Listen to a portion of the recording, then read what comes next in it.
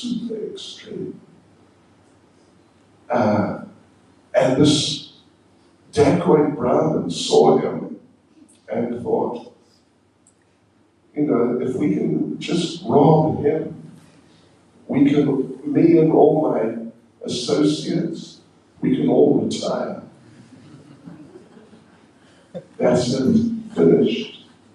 We can just retire and take it easy for the rest of our lives. So he became determined.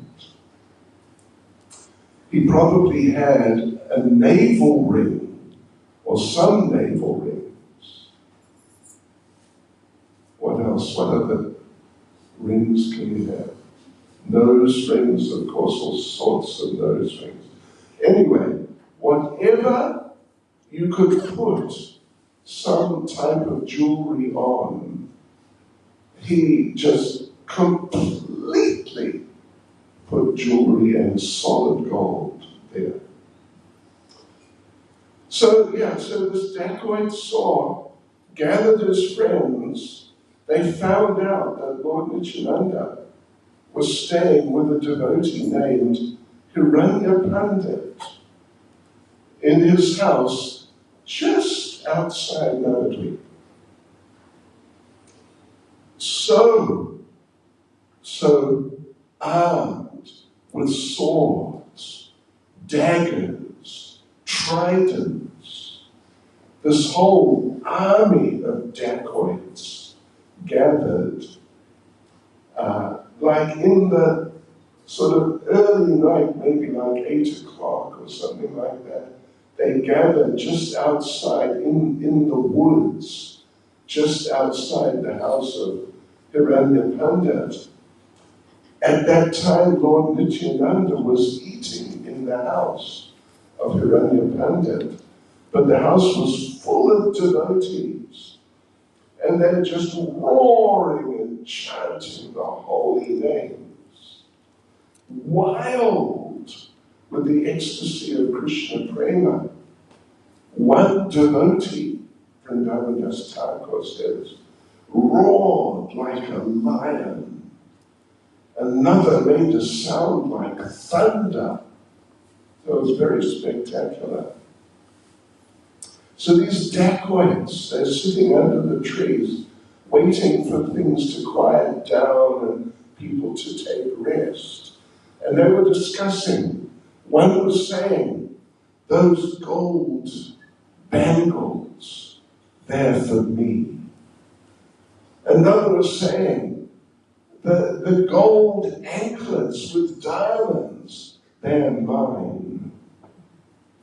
Another said, I will take the pearl necklaces. So then, there they are, and they're just ready for action. Then suddenly, by Lord Nityananda's arrangement, Nidra Devi, the goddess of sleep, just came over them. They all fell asleep, completely asleep. And they only woke up the next morning when the roosters were crowing. The sun had already risen, and they quarreled, these dacoits. One of them said, you fell asleep first. Another one said, well, you were sleeping very soundly. They chastised themselves, each other. So the next day, they cleaned their weapons, dressed in black clothing, and they came again. Just in the woods, it was little outside the town, and there's a forest around, so they're hiding behind the trees. And what did they see, devotees and friends? What did they see? They saw some guards were there. But these were not ordinary guards.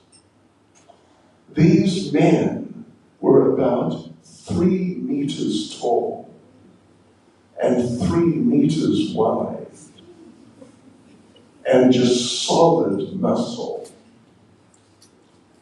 Yes. And they're going back and forth in front of the house, on the sides, in the back, going back and forth.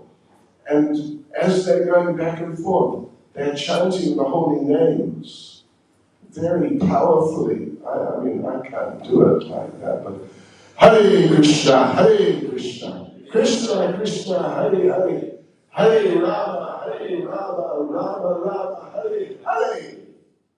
Something like that, but much more powerfully. And then, so going back and forth, when they met in the middle, in the front, then they'd salute each other and call out, Haribol! What did they call out? Haribol! Not like that.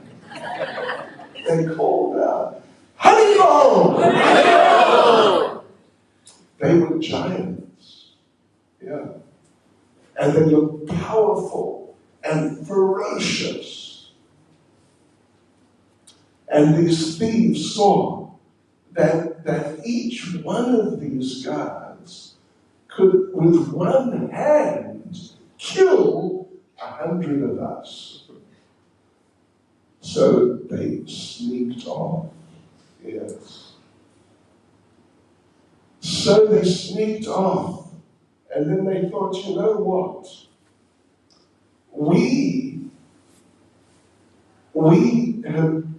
did not prepare ourselves properly.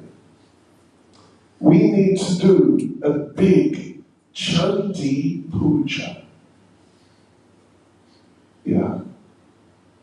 You know, like a big Bhairava Puja. When people like are Rakshasas, they may worship these deities. So we should do big Chandi Puja. We should offer meat and wine and just do a big Chandi Puja to Chandi Devi, and then she'll give us her mercy and then we'll be successful.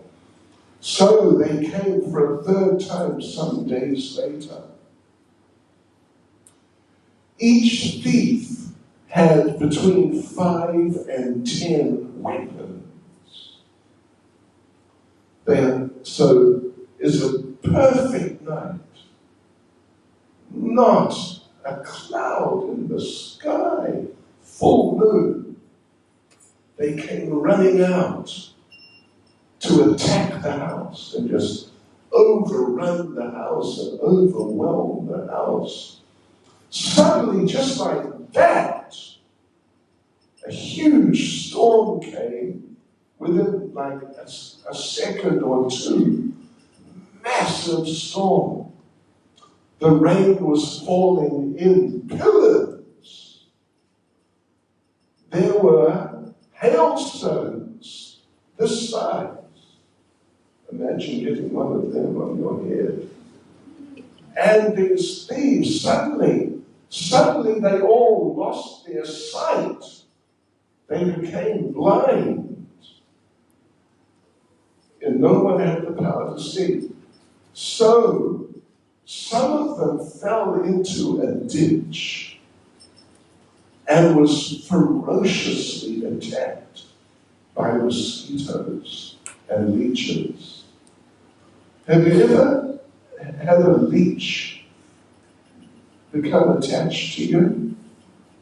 Did you ever? You know what they do? Many years ago in Australia, we've been walking in the forest and leeches came. And you don't feel them until you sort of lift your trousers up and you see you've got leeches on your leg, like this size, and they're sucking your blood, and blood is running down your legs. So these thieves who fell into the ditch, they had leeches like, this size, sucking their blood, and mosquitoes. I know in Singapore it's illegal to have mosquitoes, right? I heard you get fined $100, something like that. But you I saw a couple of mosquitoes previously in Singapore. They were like, that size. Those mosquitoes, they're like this size. They're man-eating mosquitoes. In Siberia, they have mosquitoes, not quite that size, but like about this size. And you try and wave them away, and they're back within half a second. They're deadly. So that particular group of dacoits, they fell into the ditch, and they're just ferociously bitten by the mosquitoes and the leeches. Others fell into the garbage hole, the rubbish hole. And what happened to them? They were ferociously bitten by scorpions. Did any of you ever get bitten by a scorpion? Don't do it, whatever you do. Shame. Ferociously bitten by scorpions. Others fell into a thorn bush.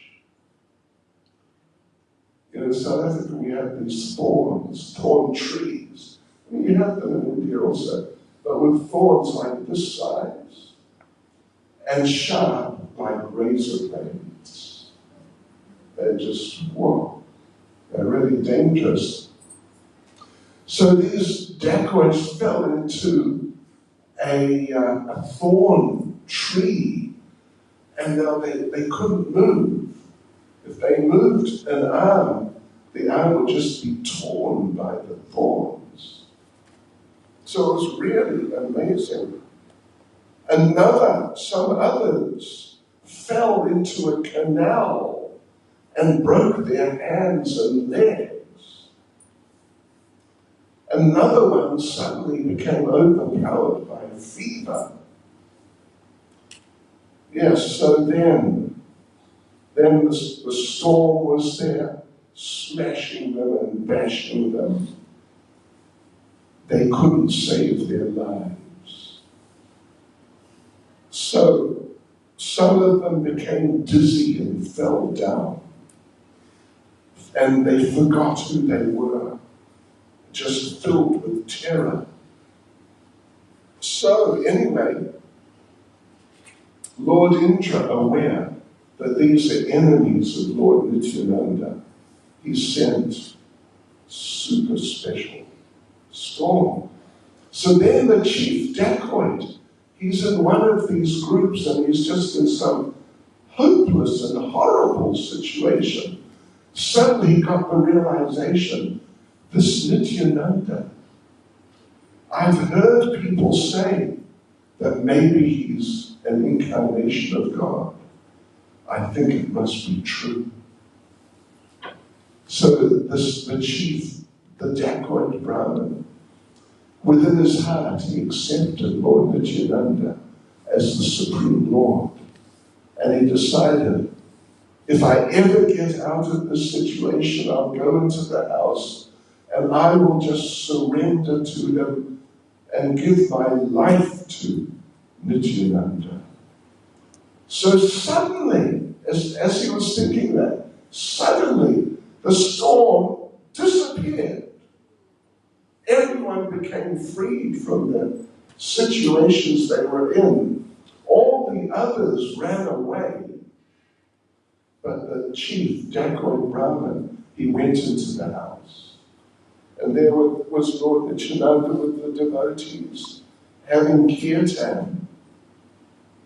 So he came running in, lifted his arms, calling out, "Save me, save me, save me," and just hurled himself at the lotus feet of Lord Nityananda. And Lord Nityananda picked him up and embraced him on the spot.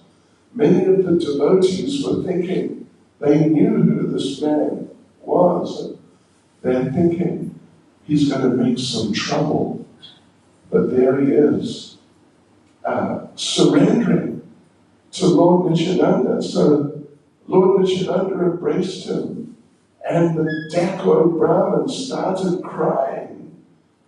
He started rolling on the ground, laughing, crying, dancing, singing. And then on his hands and knees, he begged forgiveness from Lord Nityananda. In my heart, I desired to harm you. Therefore, as a penance, right now, I will die by throwing myself in the Ganges. Then Lord Nityananda spoke. Listen, Brahman, if you commit no more sins, I'll accept all your karma. Give up violence, theft, and all misdeeds. Do them no more. Walk on the path of religion. Chant the holy names of Lord Hari. And then you can deliver others. Lord Nityananda gave him special service. Go throughout Bengal and northern Orissa and find all the thieves and criminals and make them into devotees. And this dacoit Brahmin, he was famous. He was the biggest criminal, the biggest murderer, rapist, thief. He was practically worshipped by all the other dacoits in Bengal and northern Orissa. So Lord Nityananda gave him that service. And he garlanded him, and then Lord Nityananda placed his lotus feet on that Brahmin's head. So then, that dacoit Brahmin gathered the other thieves and told them, we are changing our ways, right? And they couldn't say, well, no, I think we'll just continue as thieves. They had to agree on this, because he was the most powerful of all the criminals. And he and his associates went door to door amongst the dacoit community and confronted all these criminals and told them, you must give up your bad ways, join us, become a devotee. And they all did. So they became a special group amongst the group of followers of Lord Nityananda. Lord Nityananda had his own group of devotees. Lord Chaitanya had a somewhat different group. So within each of those groups, there were subgroups. So that group of Vaishnavas, of devotees, under the dacoit Brahmin, they became known as the dacoit Vaishnavas. And their program was to do kirtan. And not just your ordinary kirtan, but really heavy kirtan. Heavy drums and wampers and just really loud and powerful. And when people heard them coming, then they would say to each other, here come the dacoit Vaishnavas. So they became great devotees. And they all chanted the holy names of the Lord hundreds of thousands of times a day. They all became expert in devotional service to Lord Krishna. So as we read, what did we read? One who hears these topics of Nityananda Prabhu will attain the lotus feet of Lord Gaurachandra. Anyone who hears this topic of the deliverance of the dacoits will see Nityananda Prabhu and Lord Chaitanya face to face. Hare Krishna. Sri Nityananda Prabhu King. Sri Chaitanya Mahaprabhu King. Srila Prabhupada King. God Premanande. His Holiness Bhakti Chaitanya Swami Maharaj ki Jai. I'm sorry if I got carried away here. Many people do not know the importance of Nityananda. Then how their bhakti gets led to Krishna? Can you just repeat that? I have to repeat. Yeah. There are many people, supposing people in Vrindavan who follow Bihari ji, or people who follow Krishna blindly, but they are not aware of the importance of Nityananda. Right. Then how is their bhakti leading to Krishna? Yeah, according to what we hear, what we read, they have come some distance on the way, on the path, but they need to come further to make everything complete. Yeah, that's the thing. If they don't accept Nityananda, Shri Janabaladesh. They don't accept Nityananda, then their devotional service will not become complete. But it's not about knowing, accepting, it's about knowing. Yeah, it's sort of the same thing. Yeah, they don't know. They don't know. So they've come part of the way, they have to go further. They have to, if you examine many of these people, you can see they have some real shortcomings. Yeah, they have real shortcomings. Even though they have some attachment to Krishna or Bhakti Bihari or some form of Krishna like that, but without really accepting Lord Nityananda and Lord Chaitanya, their Krishna consciousness is not complete. So therefore they'll have to go further. That's the basic idea.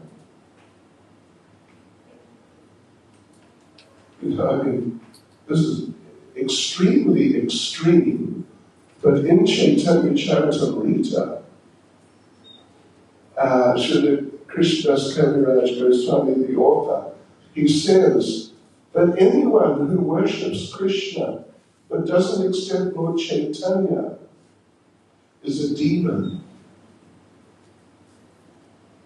That's what he says, isn't it? That's what he says.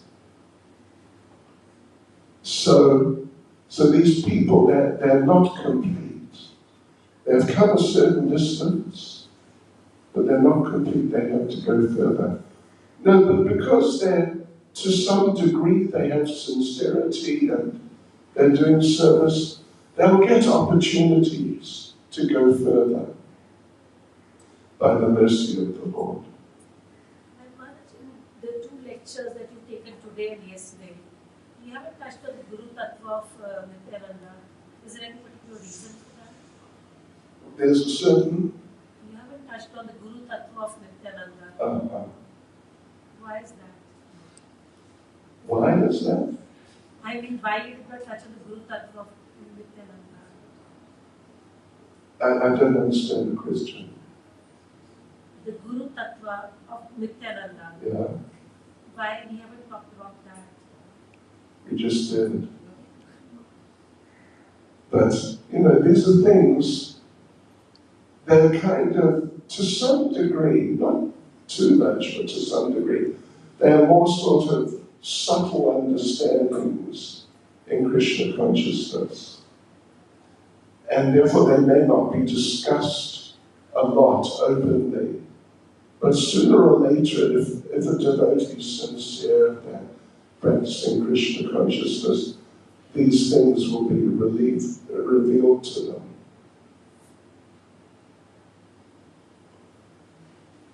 Any other comment, question, or? the servant takes precedence. Should have gone back to Jack.